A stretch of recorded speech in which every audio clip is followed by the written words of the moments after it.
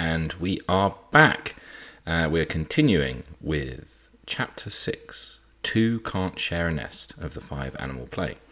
Let's jump straight back in. So, Monkey was in a pretty positive mood by the time he had made it back to his tribe. The walk had picked him up a bit, and he had his new plan. But as he arrived, he saw there was a problem.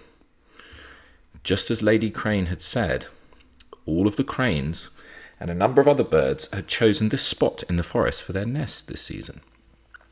It was, after all, a very good spot, sheltered and hidden, but close to the lake and also the grassland. Monkey had picked it out himself and was rather proud of it. This simply wouldn't do. With the strange weather and the lack of fruit, now this too? Monkey had already searched far and wide for other nest sites. There wasn't anything suitable nearby. He would have to go and have a word with Lady Crane personally. He was here, his tribe, they were here first. She should have to leave and find new nests. Besides, she could fly. She could move. She would listen to reason. He was sure of it. There was already shouting and bickering. Cranes were whooping, and monkeys, especially the young male ones, were screeching and shouting. Monkey let out a call and a sharp whistle. His silver hair shining, the other young male monkeys saw him and stopped. He was the boss. He was the chief. "Stop it, you lot. This won't fix anything. Just get everyone all hot and bothered. Go back to your mothers. Let me talk to Lady Crane personally." Many of them slunk back, but some stayed watching what Monkey would do next. Soon the cranes stopped whooping, and the alarm calls of the other nearby animals, mostly other little birds that were now very upset and worrying about their eggs, came to a stop. It was still a standoff, but it had calmed down a lot. Monkey gave himself a little mental pat on the back, and then he called out loud and clear.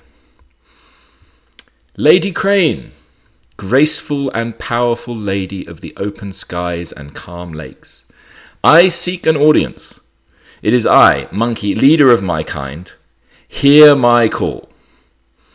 He didn't have to wait much longer.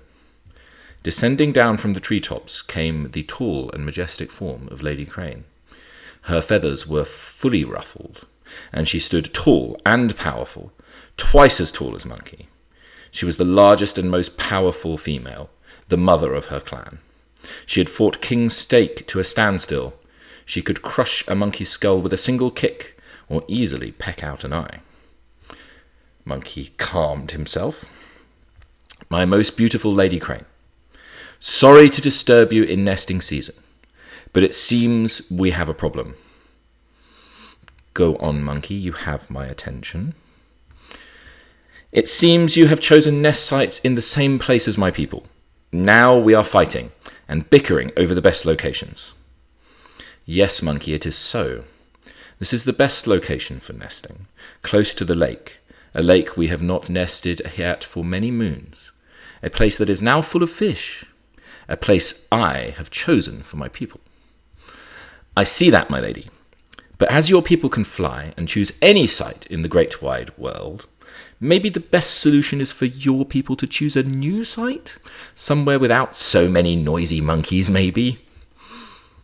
"We have always chosen this site after the 4th turn of the stars.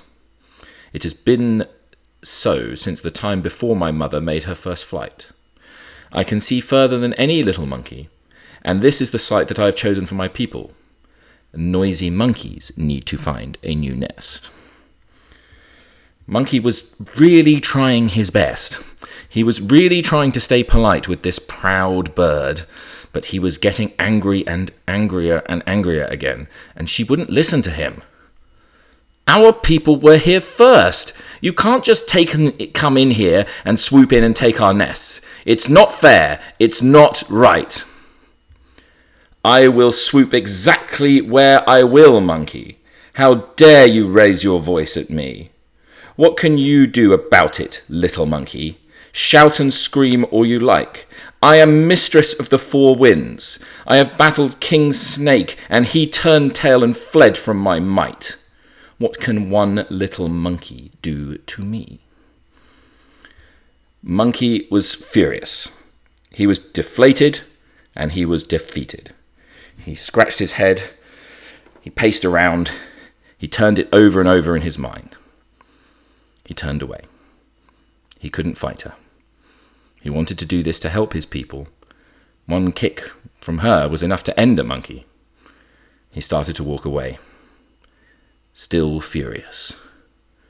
Then he saw a stone. There were lots scattered about under the trees. He picked it up and grinned, turning fast. I can do this! He threw the stone for the first time, and it sailed through the air, fast as a buzzing fly. The aim was true. It struck Lady Crane at the side of her head. Her brittle and hollow bird bones shattered, and she fell, never again to rise. The other young monkeys howled and screeched. No, no, no, thought Monkey, no. It was just supposed to scare her off, no. The young monkeys copied their leader, and they all started picking up stones. Then they started throwing them at the cranes on the ground, the cranes in their nests too. No, no, no, no, no, Monkey tried to call out now, but the forest was alive with the din of battle. The monkeys were screaming, louder than before. The birds were whooping and screaming too. Some of the birds were falling like their proud lady, wings broken or legs injured. Some were unable to rise. It didn't last long. The cranes were terrified. They had never seen this before. The monkeys started to throw everything, rocks, sticks, clumps of earth, anything at all. The birds fled. They fled to the skies. They fled to the four winds, crying and calling. Not just the cranes, but the other birds too. They were terrified. They wouldn't be safe near the monkeys now. They called out their alarm calls, and then in the forest, and then fled from the stones, from this new terror. Then the forest, for the first time, went silent. There was no bird song.